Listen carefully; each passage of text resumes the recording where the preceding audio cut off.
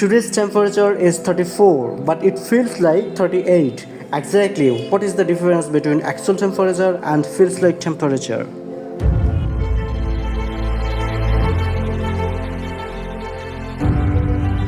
Feels like তাপমাত্রাকে বলা হয় হিট ইনডেক্স বা উইন্ড চিল, যেটা মূলত আপাত তাপমাত্রা। বাতাসের তাপ আর জলীয় বাষ্পের মিশ্রণ বিবেচনা করে মানুষ ও অন্যান্য প্রাণীদেহে তা কতটা গরম অনুভব করাবে এরই পরিমাপ হলো তাপসূচক বা ফিলস লাইক।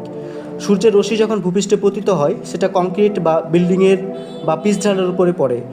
এই কংক্রিট বা পিচ কিন্তু তাপমাত্রা অবজার্ভ করতে পারে না, বরং এটা আরও তাপ গ্রো করে।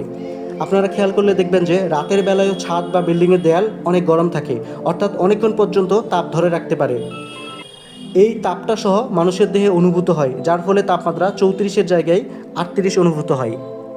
When there is a large amount of moisture in the atmosphere, it becomes more difficult for liquid to evaporate. অর্থাৎ যখন বায়ুমণ্ডলে তুলনামূলকভাবে বেশি পরিমাণে আর্দ্রতা থাকে তখন তরলের পক্ষে বাষ্পীভূত হওয়া আরও কঠিন হয়ে পড়ে। আমাদের ত্বকের ঘাম যদি বাষ্পীভূত হতে না পারে তবে আমাদের শরীরের পক্ষে নিজেকে ঠান্ডা করা আরও কঠিন হয়ে পড়ে।